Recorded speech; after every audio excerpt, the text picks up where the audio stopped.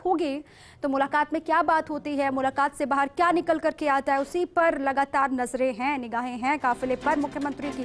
जब निकलेगा काफिला बाहर राजभवन से, वो तस्वीर भी अहम होगी। इसी पर अधिक जानकारी के साथ मेरे सहयोगी अदिति नागर जुड़ चुके हैं। अदिति, क्या जानकारी है? सीएम पहुंच चुके हैं राजभवन, वहां पर मुलाकात दोनों के बीच में बातचीत हो रही है, क्या होगा, क्या क्या लग रहा है अब? देखिए, कर्टसी मुलाकात है ये एक। कल जो तमाम शपथ समारोह होने वाला है उससे पहले ये कर्टसी होती है कि मुख्यमंत्री मुलाकात करते हैं गवर्नर से, तमाम चीजें हैं। लेकिन दीपा, मैं इस वक्त की सबसे बड़ी खबर आपको देना चाहती हूँ। सबसे बड़ी खबर ये है कि इस्तीफे जरूर सबके ले लिए गए हैं, लेकिन किसी भी मंत्री को ड्रॉप नहीं किया जा रहा। इस वक्त की सबसे बड़ी खबर इसलिए है क्योंकि लगातार इस बात पे असमंजस बना हुआ था कि क्या जिन बाकी के जो जितने भी उन 3 ने जिन्होंने कल इस्तीफा लिया है, जिनका इस्तीफा एक्सेप्ट हो गया है, उनके अलावा क्या बाकी के लोगों की ड्रॉप किया जाएगा, कितनों को ड्रॉप किया जाएगा, क्या कुछ होगा। लेकिन अब इस वक्त की सबसे बड़ी खबर ये है कि किसी को भी ड्रॉप नहीं किया जा रहा और 3 कुछ एमओएस ऐसे होंगे जो एलिवेट होके कैबिनेट में आएंगे और वो जो लिस्ट है वो भेज दी गई है सोनिया गांधी को, और सोनिया गांधी कुछ देर में सरसरी निगाह से निकालते हुए एक अप्रूवल की फॉर्म में उस लिस्ट को वापस भेजेंगी। देर रात तक ही हो सकता है, लेकिन अभी तक की ये सबसे बड़ी खबर है जी।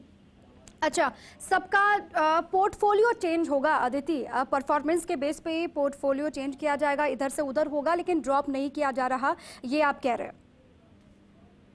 बिल्कुल, पोर्टफोलियो में बदलाव जरूर होगा, लेकिन किसी को ड्रॉप नहीं किया जा रहा है। कुछ एमओएस हैं जो एलिवेट हो सकते हैं, अशोक चांदना उनमें से एक हो सकते हैं, लेकिन किसी को भी आज सीटें जरूर ली, इसके पीछे की कहानी समझनी होगी, लेकिन किसी को भी ड्रॉप नहीं किया जा रहा है।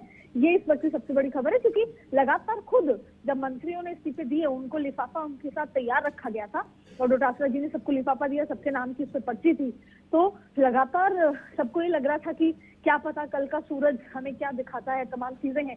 लेकिन उन सभी के लिए राहत बड़ी खबर है कि किसी को भी ड्रॉप नहीं किया जा रहा है। पोर्टफोलियो में बदलाव जरूर होगा, लेकिन ड्रॉप किसी को भी नहीं किया जा रहा। अच्छा, जो कुछ राज्य मंत्रियों को लेकर जानकारी मिल रही है, क्या उनके नामों को लेकर भी कोई जानकारी मिल पाई है क्या, जिनको कैबिनेट में जगह मिल सकती है, कैबिनेट मंत्री बनाया जा सकता है, ऐसी कोई जानकारी नामों को लेकर? देखिए, अभी तक ऐसी कोई जानकारी नहीं मिली है, लेकिन पुख्ता खबर यह है कि कुछ एमओएस को एलिवेट करके कैबिनेट में जगह मिल सकती है। लेकिन और वो लिस्ट भी अब सोनिया गांधी को भेज दी गई है, सब कुछ तैयार हो चुका है और किसी को भी ड्रॉप नहीं किया जा रहा।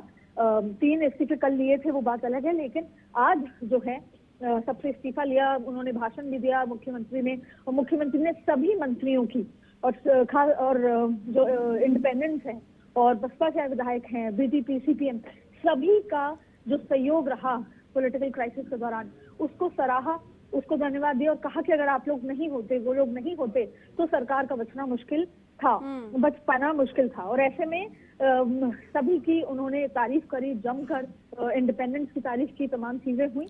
लेकिन अदिति, इसी बीच में सबसे बड़ा सवाल जो खड़ा होता है वो ये कि जो बार बार मुखर होकर ये कहते रहे बीच बीच में, वो इंडिपेंडेंट हो या फिर सचिन पायलट गुट के विधायक हो, जो कहते रहे कि हमारी भी भूमिका बहुत अहम है, इंडिपेंडेंट तो कई बार ही कह चुके हैं, उनका क्या होगा फिर? उनको लेकर कोई जानकारी? देखिए, उनका होगा, इसीलिए ये जो मंत्रिमंडल विस्तार है ये आलाकमान की छाप है। ये आलाकमान की जो उन्होंने वादे किए थे पॉलिटिकल क्राइसिस के दौरान उसको पूरा करने की बात है। लेकिन वादे मुख्यमंत्री ने भी किए हैं और वो शायद शपथ पार्ट 2 होगा, जब जो कि बजट के बाद होगा, अगले साल मई में होगा, उसमें उन सबको अकोमोडेट किया जाएगा। लेकिन क्योंकि संख्या बल कम होने के चलते, सीट कम होने के चलते, ना तो कांग्रेस के वो 82 विधायकों को पूरी तरीके से अकोमोडेट किया जा रहा है, क्योंकि दीपा आप खुद ही समझिए, माफ कीजिएगा, कि जिस तरीके से कोई ड्रॉप नहीं हो रहा, केवल 3 ड्रॉप हुए हैं, ऐसे में कैसे संभव है कि सबको अकोमोडेट किया जाए? क्योंकि ये जो लोग थे उनकी परफॉर्मेंस भी बेहतर रही, एंटी इनकम्बेंसी अभी तक सरकार में आई नहीं, उपचुनाव हाल ही में जीता है, और ऐसे में किसको हटाएं किसको लें, तो इसलिए एलिवेट जरूर हो रहे हैं, लेकिन किसी को हटाया नहीं जा रहा। और इसके अलावा जो शफल पार्ट 2 होगा उसमें परफॉर्मेंस के बेसिस पे, जाति समीकरण के बेसिस पे चुनाव सिर पे होगा, तो उस समय काफी कुछ आपको नजारा अलग तरीके से देखने को मिलेगा। चले, क्योंकि ऐसे समझ लेते हैं अदिति, सबको तो सब कुछ मिल नहीं सकता, ऐसा तो पॉसिबल है नहीं, क्योंकि संख्या बल बहुत कम है, एडजस्ट करना होगा, एडजस्टमेंट बहुत ज़रूरी है। अब कुछ वो चेहरे कौन से हो सकते हैं सचिन पायलट गुट के, जो प्रमुख तौर पर रेस में सबसे आगे चल रहे हैं, जिनका ये तय माना जा रहा है कि उनको जगह मिलेगी ही मिलेगी कैबिनेट में? देखिए, उनके पास जितने भी विधायक है उसमें से कई फर्स्ट टाइमर हैं और फर्स्ट टाइमर को इसमें लिया नहीं जा रहा। तो ऐसे में उनके पास केवल 4 से 5 लोग बचते हैं जो फर्स्ट टाइमर के अलावा हैं, और उनमें से 4 लोगों को, सचिन पायलट के लोगों को लिया जा रहा है, जिसमें रमेश मीणा है, तमाम और नाम है।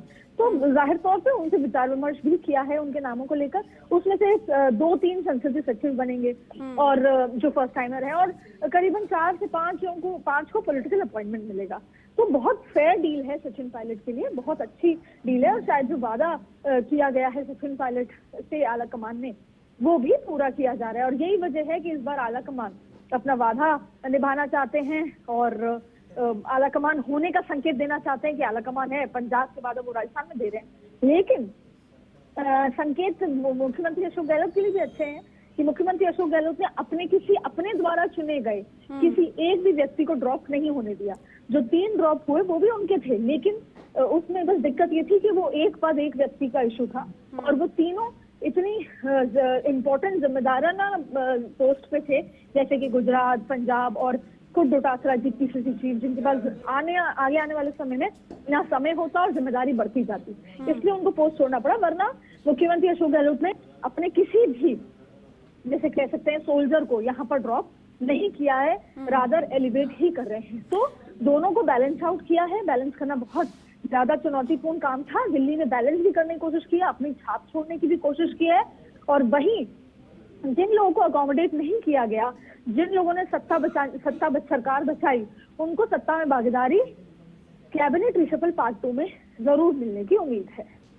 बिल्कुल, जब इस्तीफा लिया गया तो मंत्रियों की धड़कनें बढ़ी होंगी, जाहिर सी बात है, लेकिन उनके लिए बहुत बड़ी राहत है कि ड्रॉप कोई नहीं हो रहे, पोर्टफोलियो में चेंजेस आएंगे, इधर से उधर किया जाएगा, लेकिन वो रहेंगे कैबिनेट में ही, ये उनके लिए भी बहुत बड़ी राहत है। लेकिन विधायकों के लिए आज की रात बहुत अहम है। अब वो ये सोच रहे हैं, अपना आकलन कर रहे होंगे, आत्ममंथन कर रहे होंगे कि उनका क्या होने वाला है, कौन होगा जो मंत्रिमंडल में शामिल होगा। लेकिन बहरहाल खटपट ना हो अदिति, इसको रोकने के लिए, खटपट को रोकने के लिए कोई गतिरोध पैदा ना हो फिर से, यही रोकने के लिए इतना लंबा वक्त भी लगा। लेकिन जो एडजस्टमेंट की तस्वीर बाहरी तौर पर दिखाई दे रही है, वो मन से भी सभी ने एडजस्ट कर लिया होगा, ये कह पाएंगे अभी या फिर नहीं? नहीं, अभी बहुत जल्दी होगा ये कहना दीपा, क्योंकि जाहिर तौर पे उम्मीद है, 3.25 साल तक ये उम्मीद लगाई गई, और कह सकते हैं 2 साल तक सरकार के 8-9 महीने 10 महीने में तो ये तमाम चीजें चलती रही। तो उम्मीद है, चाहे बसपा चाहे विधायकों को, चाहे खुद कांग्रेस के जो 82 विधायकों में से उन जो साथ है, जिनमें से कुछ तो मंत्री हैं, जो नहीं है, उनको उम्मीद है, और उसके अलावा इंडिपेंडेंट्स को उम्मीद है। तो वो उम्मीद पूरी ना हो पाना बेहद दुख का कारण रहेगा। लेकिन ये मुख्यमंत्री अशोक गहलोत के लिए एक फीडबैक दिया गया था सोनिया गांधी को, जिसमें कहा गया था कि अगर निर्दलियों को नहीं भी सत्ता में भागीदारी दी जाए तो भी वो पूरी तरीके से मुख्यमंत्री अशोक गहलोत का के समर्पित हैं और उनको छोड़ के नहीं जाएंगे। इस तरह का फीडबैक सोनिया गांधी को दिया गया था कि किसी भी स्थिति में मुख्यमंत्री अशोक गहलोत को छोड़ के नहीं जाएंगे। अब बसपा से आए विधायकों को कैसे मैनेज किया जाए, तमाम चीजें हैं, लेकिन ये काम लगेगा। मुख्यमंत्री अशोक गहलोत ने जिस तरीके से बाड़ेबंदी के दौरान हर एक विधायक को इतने लंबे समय, जब कोरोना भी चल रहा था और लंबा समय था, तब कंधे पे हाथ रखे, अपने व्यवहार की वजह से सबको अपने साथ रोक के रखा, जिसकी तारीफ आज तक होती है। और शायद उसी वजह से वो मुख्यमंत्री हैं, क्योंकि आज के जमाने में जहाँ संख्या इंपॉर्टेंट है, वहां पर किसके पास कितने एमएलए हैं वो बहुत महत्वपूर्ण हो जाता है। जैसे कि पंजाब में कैप्टन अमरिंदर के पास जैसे जैसे एमएलए सरकने लगे, उनकी कुर्सी सरक गई। तो शायद एमएलए का साथ खड़े होना अपने आप में बहुत महत्वपूर्ण बात है। अब एक बार फिर मुख्यमंत्री अशोक गहलोत को अपना जादू उन सभी लोगों को, जिनको अभी अकोमोडेट नहीं किया जा सकता रहा, उन पर एक बार जादू चलाना भी होगा, उनको समझाना भी होगा। बिल्कुल अदिति, वाकई में बहुत मुश्किल काम है, और ये सब कुछ समेट पाना अलकमान के लिए भी, खुद मुख्यमंत्री के लिए भी बहुत मुश्किल है अब ये सब कुछ करके, क्योंकि अब तो तय हो चुका है, जो होना था वो हो चुका, अब कल का दिन बाकी है, क्या होता है लगातार उसी पर निगाहें। बहुत शुक्रिया आपका पूरी जानकारी के लिए। एक छोटे से ब्रेक के लिए आप रुकना होगा, फौरन लौटते हैं।